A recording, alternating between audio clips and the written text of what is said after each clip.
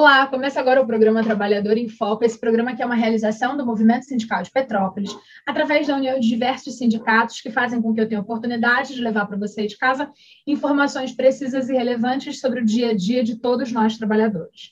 No programa de hoje, eu tenho o prazer de conversar novamente com a Drica Madeira, ela que é especialista em violência contra a mulher, e a gente vai falar da lei do minuto seguinte. Drica, seja muito bem-vinda, prazer conversar com você. Olá, Carla. Olá, todo mundo que nos assiste. O prazer é sempre meu estar aqui nessa oportunidade que você cria para que a gente possa falar com todos os trabalhadores e todas as trabalhadoras sobre as demandas que afetam tanto a todas nós, né?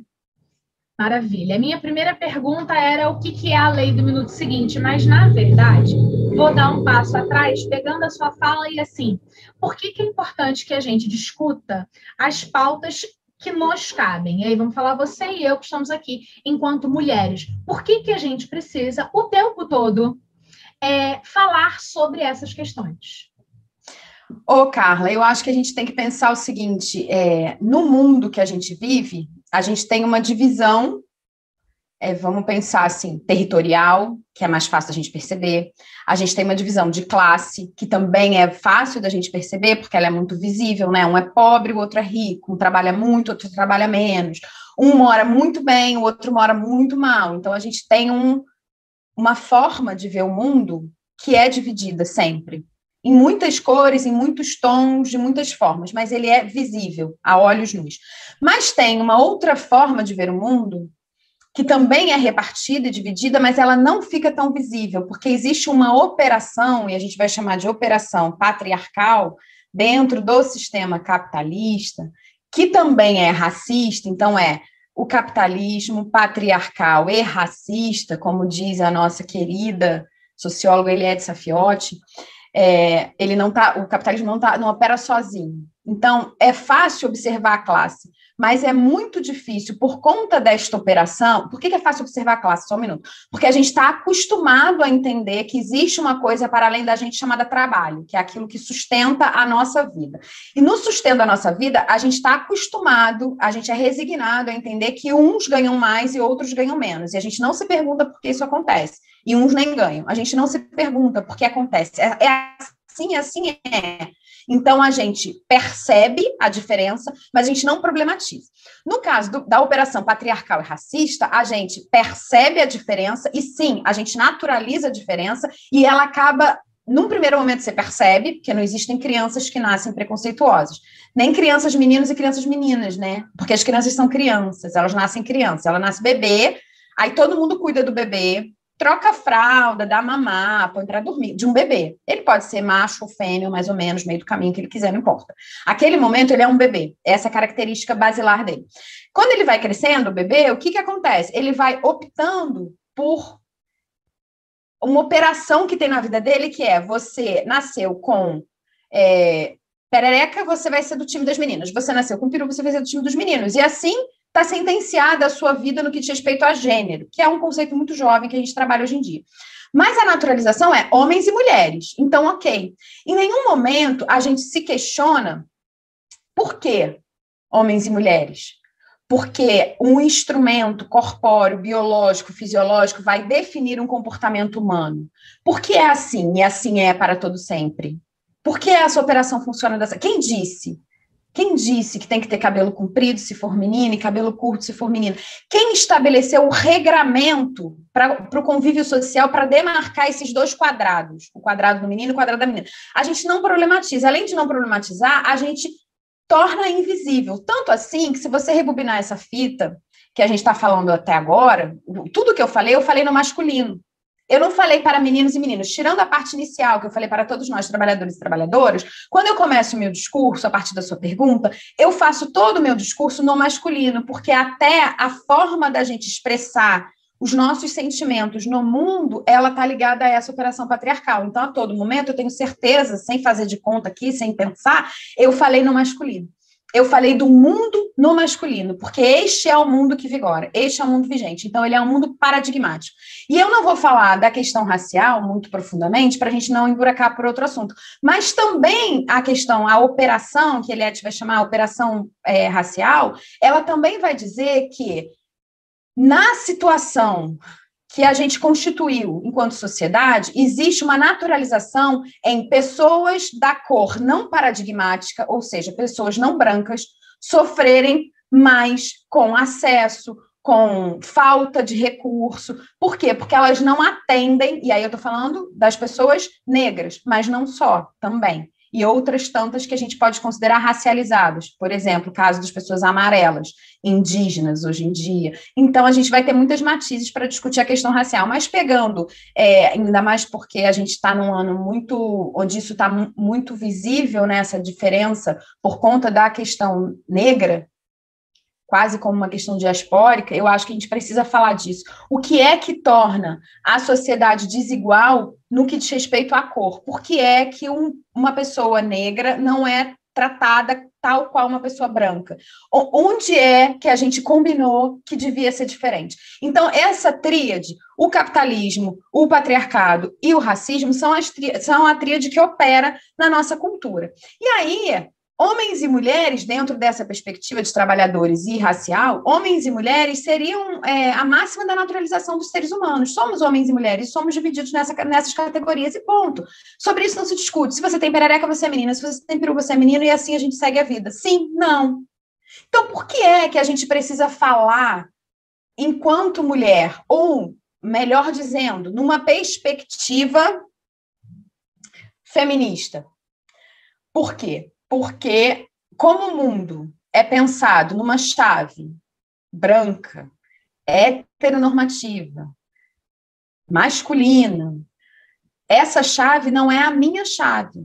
Ah, eu sou branca? Ok, então eu penso na chave dos brancos também, mas aí eu crio uma empatia, porque como eu sofro com um desmonte desse projetinho, ele se abate sobre mim especialmente, que é a questão patriarcal. Então eu sou empática com as pessoas que sofrem outras opressões. Por isso, talvez as mulheres sejam um grupo muito interessante da gente chamar para a luta por direitos, porque elas também sofrem um esmagamento, uma opressão sistêmica, que é isso que eu falei antes, né? O capitalismo, o patriarcado e o racismo. Então, assim, é preciso que a gente discuta? Claro, porque se a operação está baseada no sujeito homem, e eu estou desconsiderando tudo isso que eu falei agora para só pegar o homem e a mulher, tá? Mas aí vocês já entenderam. Já está claro que eu não acho que é só essa operação. Mas como tem essa operação também de homem e mulher, e o mundo é masculino, é pensado pelos homens, mas por quê? Outra pergunta, a gente pode discutir isso ao longo da nossa vida, né? Por que é assim? Porque Deus existe. A gente pode discutir ao longo da nossa vida. E por que Deus é menino? A gente pode discutir ao longo da nossa vida. Por que a linguagem, por que tudo que a Drica falou agora foi no masculino? Por quê? Porque essas perguntas todas, elas assolam a gente, e a gente vai escamoteando as respostas, porque a gente não tem. Porque a gente não faz uma leitura histórica para perceber que a opressão ela se dá a partir da conquista, a partir do poder. Então, quando eu conquisto, eu exerço poder sobre um outro, pode ser territorialmente, pode ser corporeamente, pode ser na questão de gênero. Eu estou oprimindo esse outro que precisa de um espacinho, tem que dar umas cotoveladas para dizer, oh, eu existo. E aí, se eu existo nesse corpo diferente do seu, que você mesmo sabe que é diferente, porque você diz se é menina, tem determinadas características, é preciso que se pense nesse corpo. Quem vai pensar se o menino não tem? Ah, Drica, mas ele pode ser empático a você e pensar, sim, pode, mas existem tormentos que ele não vai dividir comigo, porque ele não é o sujeito da opressão, de nenhuma opressão, ainda mais se ele não for um sujeito trabalhador. Aí a gente pode tirar mesmo e a gente pode dizer o seguinte, o paradigma hoje da humanidade, quando a gente está morando aqui no Brasil, ele é calcado em quê? No homem. Ah, mas muitos são, ok. Homem, branco, muitos são, ok. Não trabalhadores, ou seja, que vivem de renda ou de herança. Eles é que ditam a regra do mundo, tá, gente? Não é que só existem eles no mundo, eles que ditam a regra. Eles são heterossexuais, eles são homens cis, e eles são os donos da porra toda. E a gente precisa, a gente preto, a gente indígena, a gente menina, a gente mulher, a gente que não é isso, a gente trabalhador, a gente que não é isso, a gente precisa cavucar um espaço para a gente falar. E aí talvez a gente entre naquele lugar, aquele espaço chamado lugar de fala. Por que é tão importante que a gente discuta? Porque é preciso que outras pessoas que sofrem outras opressões saibam que a gente também sofre opressões específicas. E se a gente juntar uma opressão com a outra, a gente pode ficar fortão e lutar contra o sistema paradigmático. Em nenhum momento aqui eu estou defendendo que a gente tem que lutar em causa própria. As causas são sempre conectadas às outras causas. A gente se junta aqui para poder falar das questões de gênero. E aí a gente sofre a benesse de ter a empatia, sofre no sentido, a gente é afetado pela empatia do movimento negro, que vai dizer, e ali, elas também sofrem, elas são estupradas quando saem na rua. Por quê? Porque elas são meninas. Então, elas sofrem com quem? Com o sujeito homem, né? Que acha que é o dono desse corpo da menina. Então, como ele é o dono da porra toda, ele é dono do meu corpo. Ele sendo dono do meu corpo, ele dispõe desse território conquistado por ele historicamente. Não tem nada pessoal aqui, Carla. Não é nada contra nenhum homem. É, na verdade, um processo histórico constituído que a gente vive o reflexo dele hoje nessa realidade concreta. Então, essas lutas que parecem picotadas, elas se juntam numa grande luta contra um paradigma, que é o que a gente precisa discutir. Não nos serve uma política feita pelo paradigma. O paradigma é muito pequeno. Ele atende um número de pessoas muito pequenas. Então, a gente precisa ampliar esse paradigma. A gente precisa modificar o paradigma. A gente precisa pensar que as mulheres precisam discutir o horário de creche, porque, senão, os homens não sabem que as crianças saem da escola 4h30. Mas por que eles não sabem que eles são burros? Não dá. Eles não são burros, é porque não afeta a vida deles diretamente. Porque quando eu sou casada com um menino, um sujeito homem, o que acontece? A dona da creche liga para a sujeita mulher, porque a maternidade é da minha conta na divisão social do trabalho, na divisão sexual também. Então, o que acontece? Ele não é sabedor na pele, na prática, na vida, na lida, de que existe uma criança que precisa ser buscada lá na escola 4h30 da tarde, que essa mãe vai ter que sair do trabalho antes, ou vai ter que pedir para uma amiga, ou vai ter que conversar com a vizinha. Ele não sabe dessa conta. Mas é só explicar, Adri, que ele vai saber. Não vai saber, porque ele sabe de coração, ele não sabe de ação. Então, quando você sabe do coração, você não sabe da razão, o que acontece? Hoje você faz, amanhã você não faz, porque você só sabe quando você sente. Então, tá ligado à sua sensibilidade. Hoje você tá ok, eu quero ajudar aqui. Amanhã você não pode, porque o seu trabalho é mais importante, entenda? O cara entrega pizza. O trabalho dele é muito importante. Se ele não entregar pizza, ele não vai ter dinheiro para sustentar aquela família. Mas a mulher é costureira, o trabalho dela também é importante, mas ela ganha menos que ele, Drica. Não importa, os dois trabalham. Por que ela que tem que deixar a fábrica e buscar a criança 4h30? Entende? É por isso que das nossas coisas a gente sabe, porque a gente discute, coloca elas à frente e faz uma reivindicação pública, que elas são importantes, e torna elas uma pauta geral, uma pauta que vai unificar todas as mulheres e homens que forem empáticos a essa pauta, que entenderem que isso é importante. Falei muito, falou né? Muito, mas falou coisas muito interessantes, e aí é tão... eu me sinto na obrigação de fazer um recorte da fala e lembrar que quando, em algum momento, por alguma circunstância, quaisquer que seja, quando um homem ocupa esse espaço que a sociedade já determinou que é da mulher, as pessoas acham lindo quando é o homem que, por acaso, vai buscar a criança 4h da tarde. E aí, todas nós, em um momento, parece que de lapso do que vivemos o tempo todo, acham o máximo. Ai, nossa, olha, tem um pai que busca. Né? Mas vamos voltar, porque a gente poderia discutir esta questão, que como a gente já discutiu em ordem pessoal, de palavrinhas que a gente não tem que dizer dentro de casa, né? Então, assim, o homem não me ajuda, ele faz a parte dele, que são coisas pequenas, mas que vão transformando um passo de cada vez. A gente teria como fazer um programa inteiro para falar só da palavra ajuda, né? Mas vamos falar da lei do minuto seguinte, porque você falou nesse seu início da questão do estupro, porque eles, homens, se sentem donos dos corpos, em sua maioria femininos, né? Porque é claro que existe estupro de homem, mas o percentual é ínfimo, e aí a gente está para falar da lei. E eu queria que você falasse o que é a lei do minuto seguinte, quem criou, quando e o que ela significa na prática.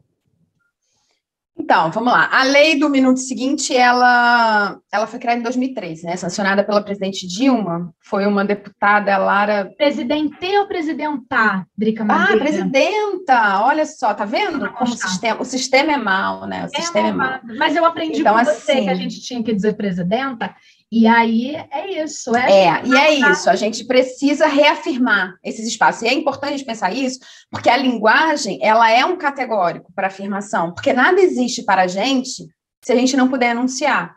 Você já percebeu como é difícil? Eu não posso te explicar porque eu estou sentindo, Carla, então não tenho palavras. A gente usa essa frase, eu não tenho palavras para te dizer o que eu estou sentindo. Então, se o ser humano é realizado através do olhar do outro e através daquilo que ele prenuncia, para eu pronunciar, eu preciso ter palavras. Se eu não tenho palavras para dizer o que eu penso, as coisas acabam por se esfacelar, porque elas ficam, não é que elas não existam em si, mas elas ficam num limbo que eu não consigo garantir a manifestação delas nesse mundo real. Então, se eu não falo presidenta, eu estou fazendo um apagamento, subsumindo que a presidente do Brasil, que foi deposta num processo cretino, que eles chamam de impeachment, que não houve, segundo o ministro Supremo, não eu, agora, há pouco tempo. Se a gente não diz que ela é presidenta, de fato, a gente está abdicando de um lugar que, inclusive, para as mulheres é muito importante nas políticas públicas, que é um espaço de poder, né? Um espaço de poder. Você conseguir disputar o espaço de poder para a discussão que a gente vai fazer a seguinte, que é a lei do minuto seguinte. Então, foi uma deputada, o nome dela é Lara, que... eu esqueci o sobrenome agora, depois a gente acha aqui. A gente acha.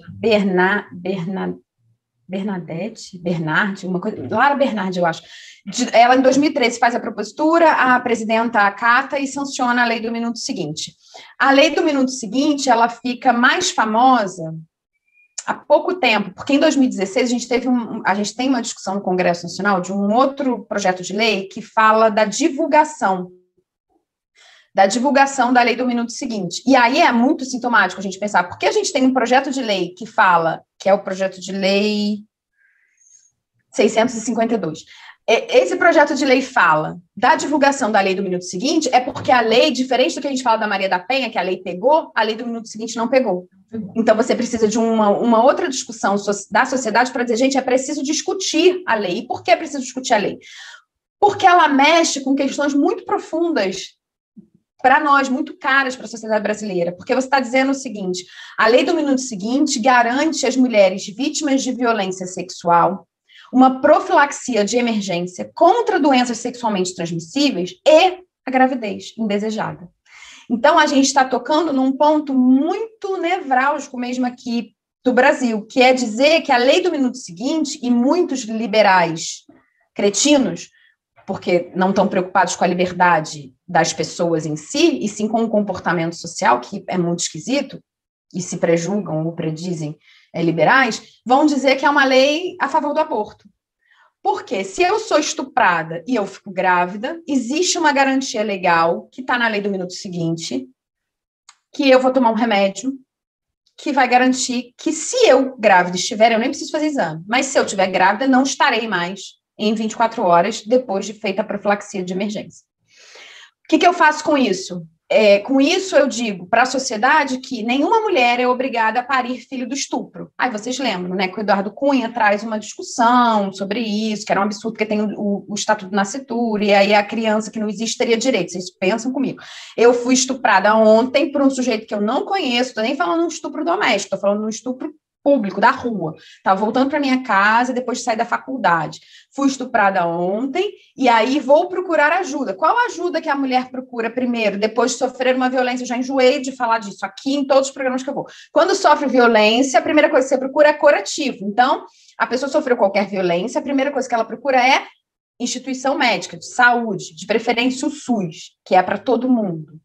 Então, assim, mesmo que você for rica, tá? Tem que procurar o SUS, porque é lá onde a gente tem os médicos e os enfermeiros de ponta, que vão entender do que a gente está falando, ou com quem, pelo menos, você pode argumentar.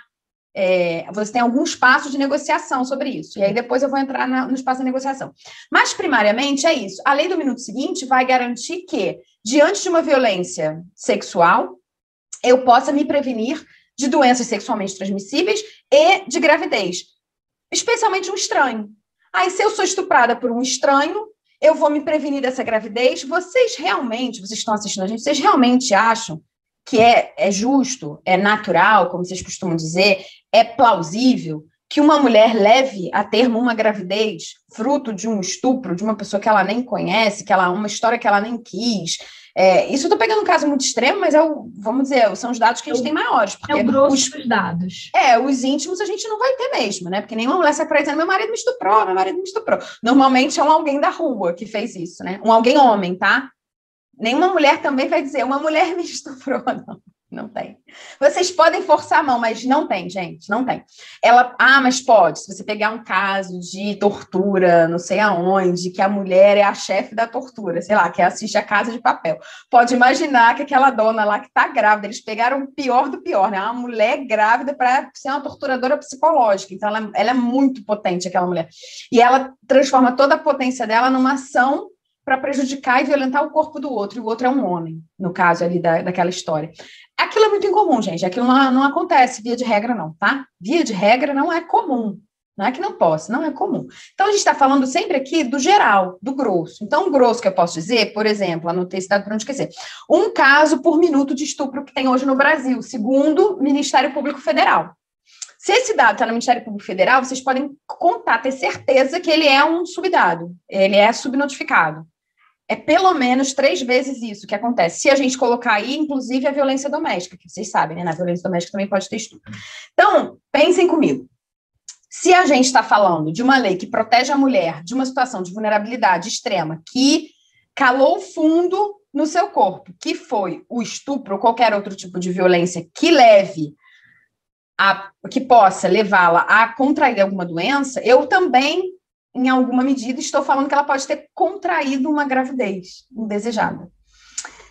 Tá, é um dos motivos de por que a lei não pega, né? Como é que você faz? O poder público como um todo, o Sistema Único de Saúde, a delegacia, a justiça, que está envolvida numa forma cultural brasileira anti-aborto, defender que eu, que fui estuprada ontem, tenha direito garantido pela lei a não ter o suposto filho que eu estou esperando sem querer esperar.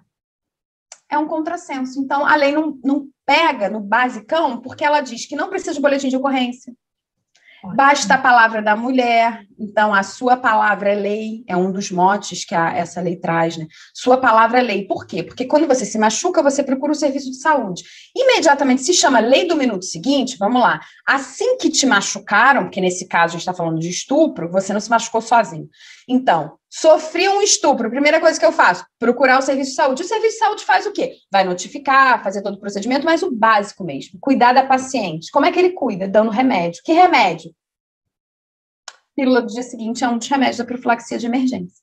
Então, percebam que aqui a gente tem uma balança que não é favorável para os direitos das mulheres. E aí, as pessoas vão dizer, mas aí você está ofendendo um outro direito, que seria, de alguma forma, o direito... Voltei, né? O direito do feto, no caso. E aí você pensa, estaria mesmo? É razoável? Pergunta à plateia. É razoável, plateia? Vocês acham mesmo que existe um feto para ser defendido? Vocês acham que tem alguma possibilidade disso dar bom? Dessa aventura de ser mãe de uma relação que foi fruto de um estupro? Isso é bacana? De alguma maneira isso pode criar uma sociedade tranquila mentalmente, pensando? Porque essa criança vai crescer, essa mulher vai crescer, com essa criança vai virar uma mãe. E é esse sujeito que estuprou essa mulher, é o pai da criança que ele estuprou. Então, assim, vai ficando difícil de falar, ó. Olha só como as palavras importam. Vai ficando difícil de você dizer, porque você vai ter que contar uma história de vida para essa criança, né? Então, essa suposta criança vai nascer e ela vai ouvir da família toda, porque vamos supor um caso perfeitinho. Um caso perfeitinho para alguns, em parte. O sujeito vai ser preso porque foi achado, estuprou a mulher. O sujeito A estuprou a mulher B e daí ele vai ser preso. A mulher B não teve acesso à profilaxia de emergência, ou escolheu, vamos supor, tá? Que ela escolheu ter este filho, que foi fruto desse abuso, desse estupro. E aí, esse estupro me levou a ter um filho. Essa mulher aqui tem um filho. E o que essa mulher faz? Vou ter o filho. O pai está na cadeia, lembra? Ele foi julgado, foi preso. Ele está preso. A criança nasceu, o pai está preso, tá, gente? A criança tem 10 anos. O pai saiu da cadeia. O pai vai conhecer a criança. Isso se a justiça não obrigar antes, a mãe levar a criança lá no presídio. Vamos cortar essa parte que ela é feia. Então, vamos pensar. O cara saiu da cadeia, foi lá conhecer o seu filho. Botar um nominho na certidão, que não tinha. Então, olha só, uma criança bacana, nasceu. Não tem nome na certidão, porque o pai estava preso e a mãe não se sentiu à vontade, não sabia nem se o pai ia querer. O pai quis, Olha só que loucura. O pai quis assumir a criança depois de 10 anos de vida. Vai lá assumir essa criança. Tudo está acontecendo conforme o direito de família prevê, tudo bonito. A criancinha nasceu, o pai quer assumir, a mãe deixou, tá tudo bem. Essa criança tem uma história de vida. Qual a sua história de vida, meu filho? Me conte aí.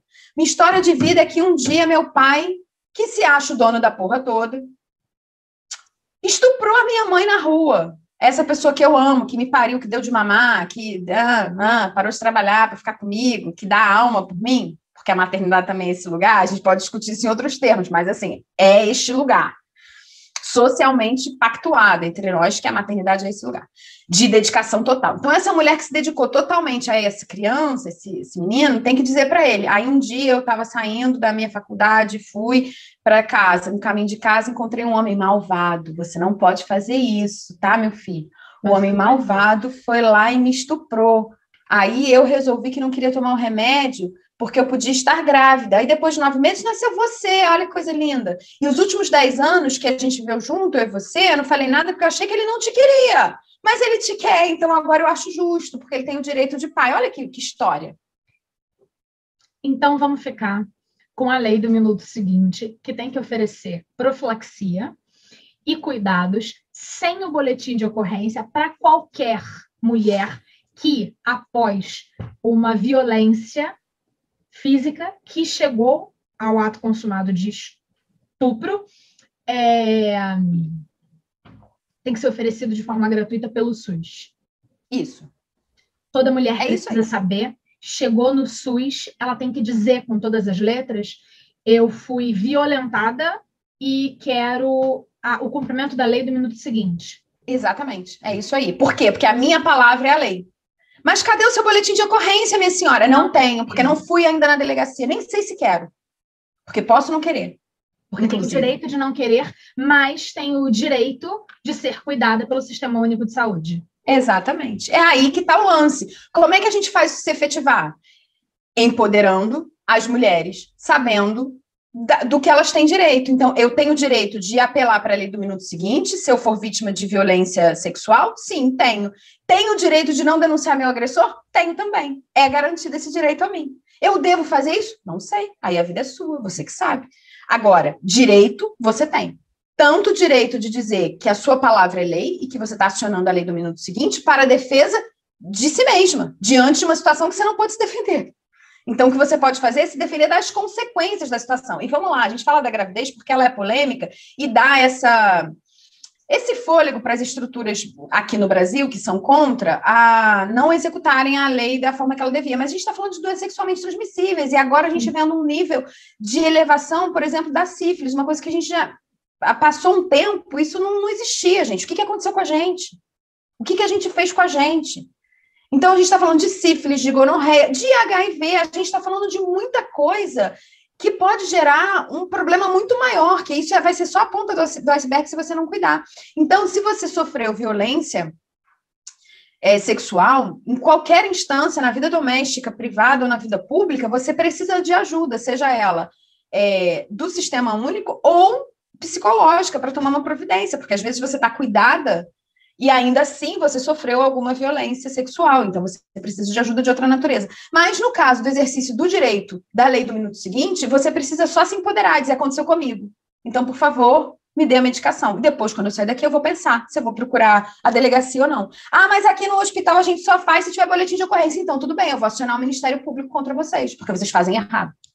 Porque a lei me garante. A lei me garante. O Ministério Público é fiscal da lei. A lei que é garantidora dos meus direitos. Então, a gente vai discutir legalmente. Só tem um problema. Você vai ter que entrar com mandado de segurança para poder tomar o remédio. Por quê? Porque a eficiência da lei, do cumprimento dessa lei, está em ministrar a medicação.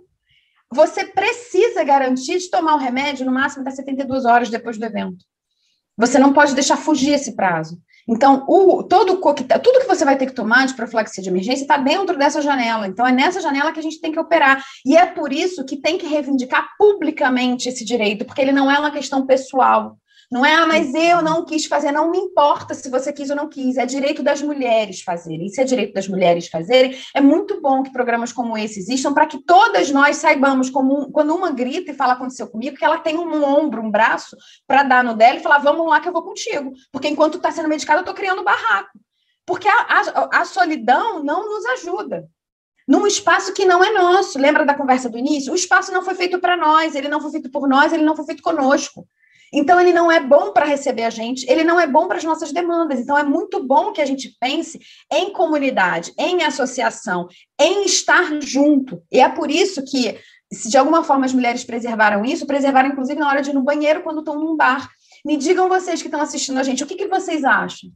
Que a gente faz isso porque a gente acha bonito, porque a gente gosta de passar batom junto? Eu vou dizer para vocês, assim, muito claramente, a gente vai junta no banheiro do bar, porque ali no banheiro do bar a gente está absolutamente vulnerável, suscetível a qualquer abordagem mal feita, feita de forma agressiva e violenta por parte de um sujeito homem, muito naturalmente, muito provavelmente.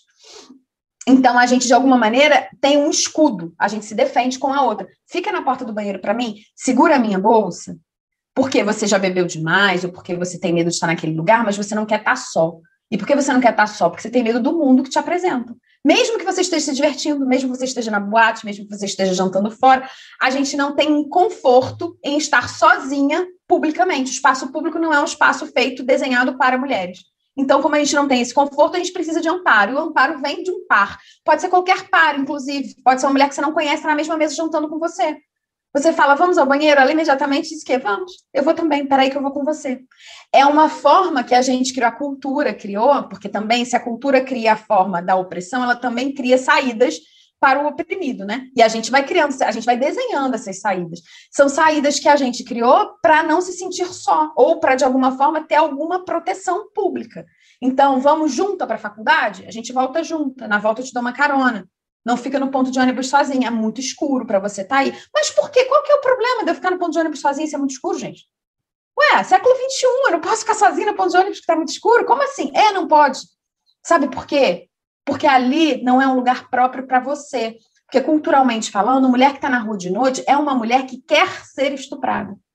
E se ela quiser e for, ela não vai poder acessar a lei do minuto seguinte. Por quê? Porque a sociedade condena o fato dela estar sozinha ali e não o fato dela ter sido estuprada ou do estuprador existir. Drica, muitíssimo agradecida. Foi um prazer. Como sempre. Fiquei um pouco calada porque estava pensando. E espero de verdade que os nossos telespectadores também tenham pensado como você trouxe de ideia e conhecimento para a gente. A gente volta em breve?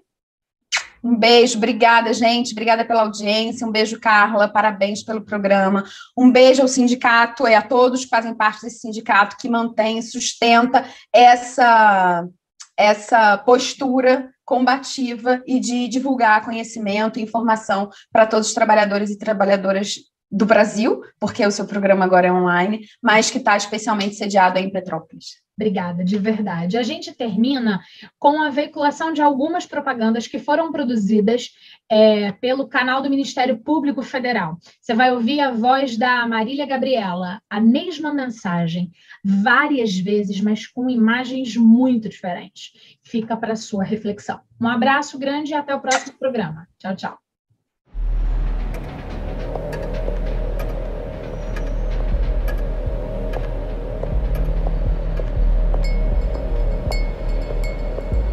O Brasil vive uma tragédia. 1.388 casos de estupro por dia. Quase um por minuto.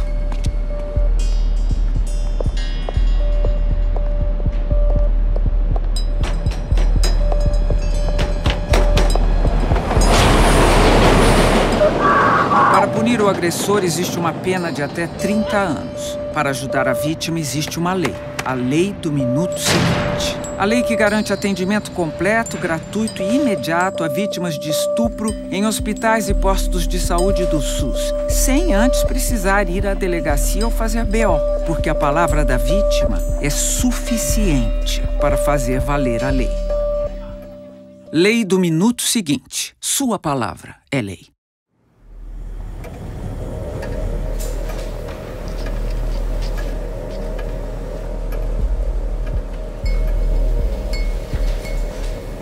O Brasil vive uma tragédia. 1.388 casos de estupro por dia. Quase um por minuto.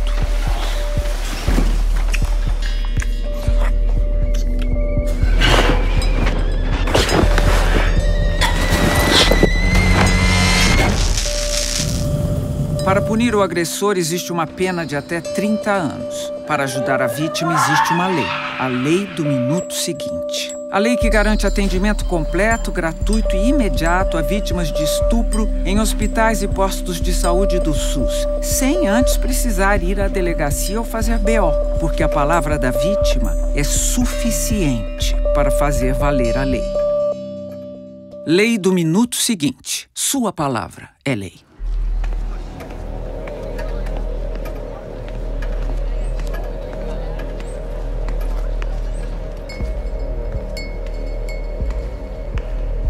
O Brasil vive uma tragédia. 1.388 casos de estupro por dia, quase um por minuto.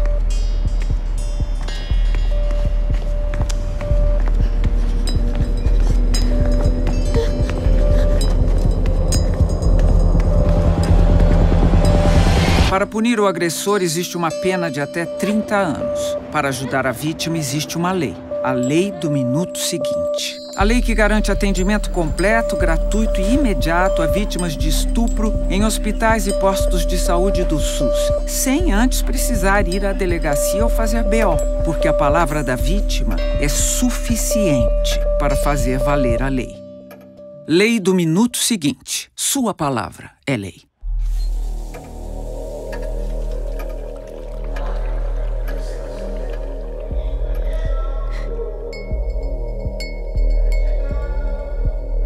O Brasil vive uma tragédia. 1.388 casos de estupro por dia, quase um por minuto.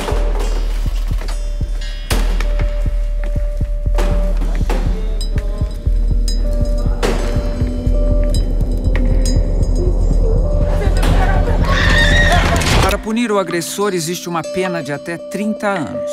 Para ajudar a vítima, existe uma lei. A lei do minuto seguinte. A lei que garante atendimento completo, gratuito e imediato a vítimas de estupro em hospitais e postos de saúde do SUS, sem antes precisar ir à delegacia ou fazer BO, porque a palavra da vítima é suficiente para fazer valer a lei. Lei do minuto seguinte. Sua palavra é lei.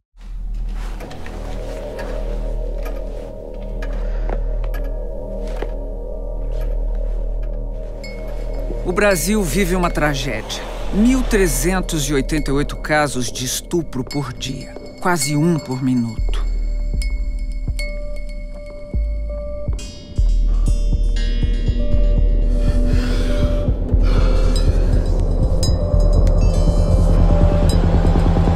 Para punir o agressor, existe uma pena de até 30 anos. Para ajudar a vítima, existe uma lei. A lei do minuto seguinte. A lei que garante atendimento completo, gratuito e imediato a vítimas de estupro em hospitais e postos de saúde do SUS, sem antes precisar ir à delegacia ou fazer BO, porque a palavra da vítima é suficiente para fazer valer a lei. Lei do minuto seguinte. Sua palavra é lei.